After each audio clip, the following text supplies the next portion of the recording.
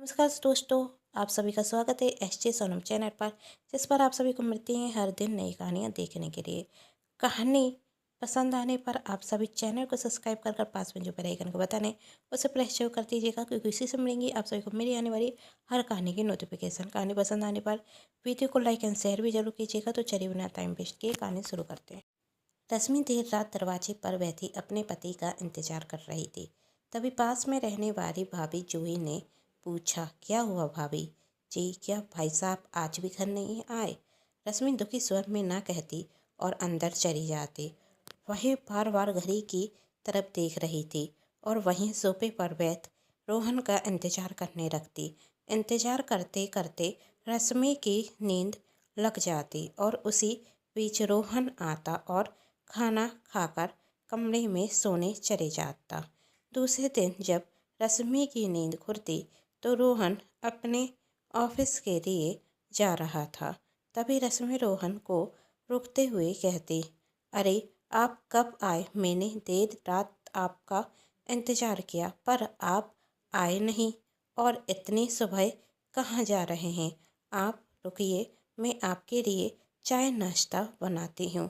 पर रोहन बिना कोई जवाब दिए वहाँ से ऑफिस चला जाता। ऐसा कई दिनों तक चलता। रोहन जल्दी सुबह ऑफिस चला जाता, देर रात तक आता। उस बीच रश्मि और रोहन की कोई बात नहीं होती। यदि रश्मि रोहन से बोलने की कोशिश भी करती तो रोहन उसकी किसी भी बात का जवाब नहीं देता। फिर आज जब रोहन देर रात घर आता तो रश्मि सोई नहीं थी और वह रोहन के आगे सवारों की लाइन लगा देती। आखिर कब तक यह सब कुछ चलेगा? क्यों बात नहीं करते आप मुझसे? पर रोहन इस बार भी रश्मि के किसी सवाल का जवाब दिए बिना वहाँ से चला जाता। पर इस बार रश्मि सोच चुकी थी, वह अपने सवालों के जवाब रोहन से लेकर रहेगी। और दूसरे दिन रोहन जब ऑफिस जाने के लिए घर का दरवाज़ा खोलता तो वह देखता गेट लॉक है। तभी वहाँ रश्मि चाबी लेते हुए आती और चाबी घुमाते हुए कहती, रोहन जी, आज तो आपको मुझे सारे सवालों के जवाब देने होंगे। तब रोहन चाबी लेने के लिए आगे बढ़ता तो रश्मि चाबी मुट्ठी में बंद कर लेती और कहती, आखिर क्यों आप मुझसे दूर रहते हैं? आखिर क्यों आप देर रात घर आते हैं? आखिर क्यों आप मुझसे बात नहीं करते? आखिर क्यों? क्योंकि मैं तुमसे घृणा करता हूँ। पसंद नहीं हो तुम मुझे। नफरत है मुझे तुम्हारे इस काले रंग से। तुम जैसी कारी करूती के लिए मेरे दिल में कोई जगह नहीं।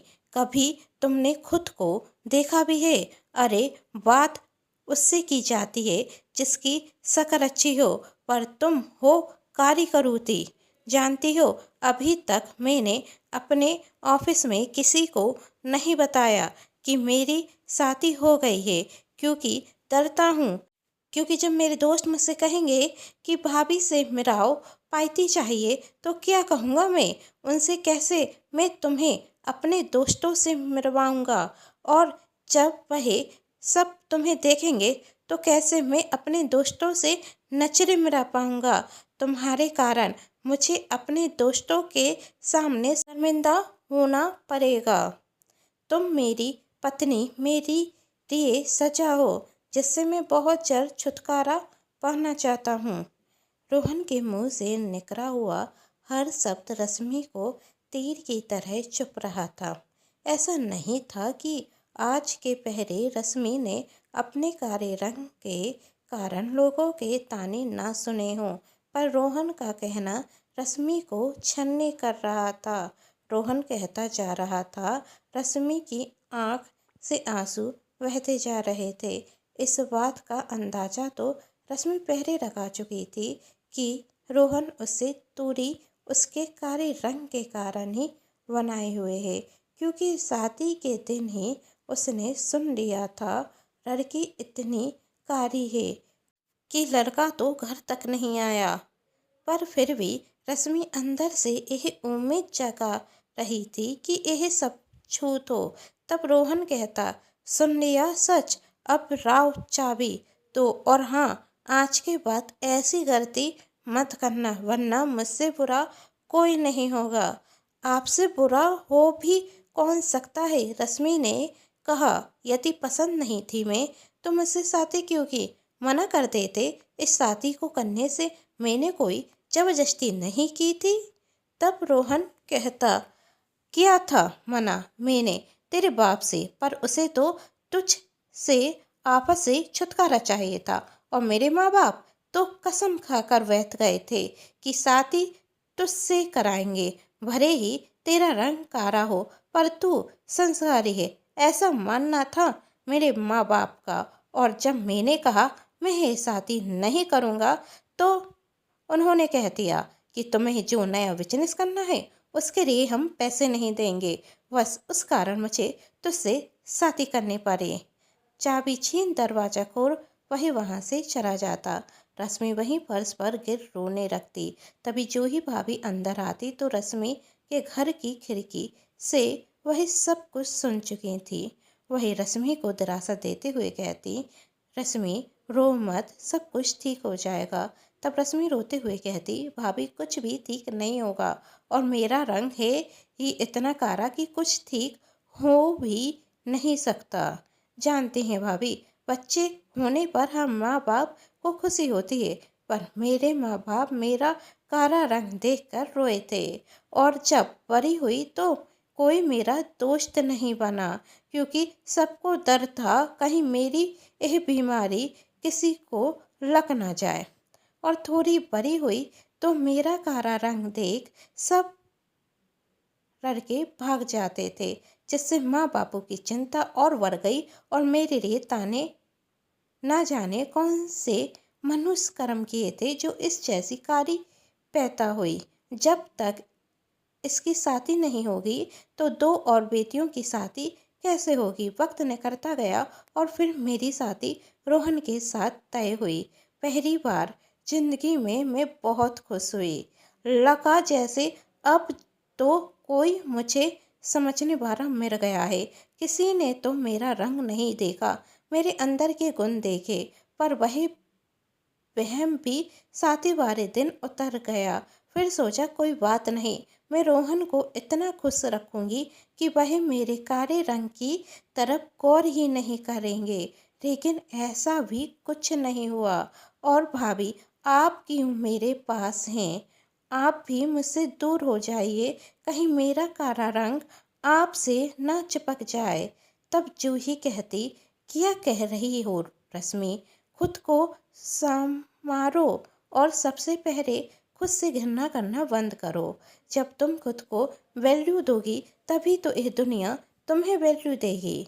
जूही रश्मि को उठा सोफे पर बिठाती, फिर उसके लिए चाय बनाकर लाती। अब जूही ही थी जिससे रश्मि अपना सुख दुख कह सकती थी।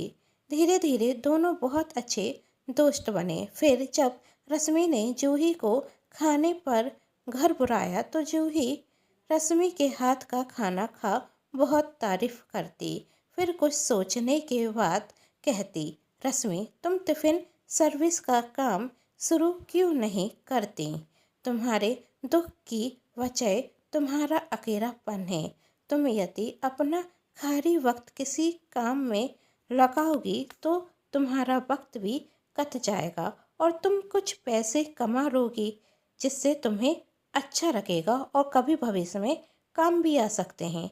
और टिफिन के ऑर्डर की शुरुआत तुम मेरे पति के ऑफिस से करो। ऐसे बहुत से लोग हैं जो अपने परिवार से दूर रहते हैं और घर पर खाना बनाने का वक्त नहीं होता, तो वह सब टिफिन मंगवाते हैं।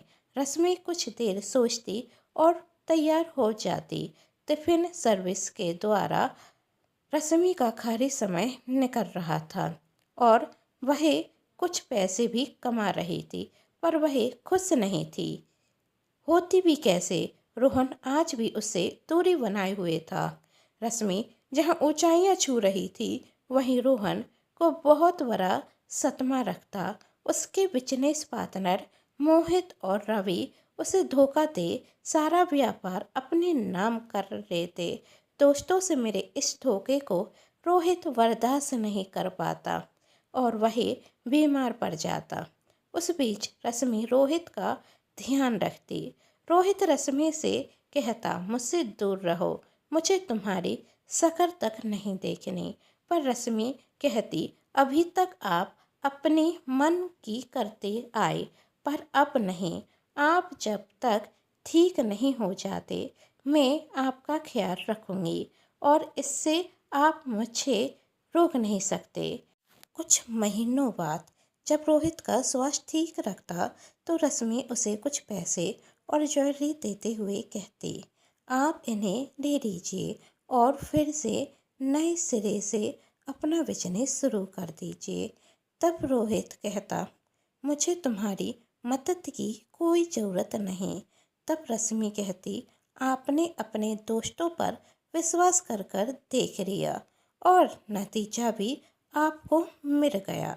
आप अपने उन्हीं दोस्तों की वजह से मुझसे नफरत करते थे। मेरा काला रंग देखने के बाद आपके दोस्त क्या सोचेंगे, इसलिए आप मेरे काले रंग से नफरत भी करते थे। तो अब आपको कोई ताना नहीं देगा कि आपने अपनी काली पत्नी से मदद ली, क्योंकि अब आपका कोई दोस्त बचा नहीं है। इतना सुन रोहित कहता, चलो आज तुम्हें भी ताना देने का मौका मिल गया। तब रश्मि कहती, ताना नहीं दे रही हूँ, सलाह दे रही हूँ।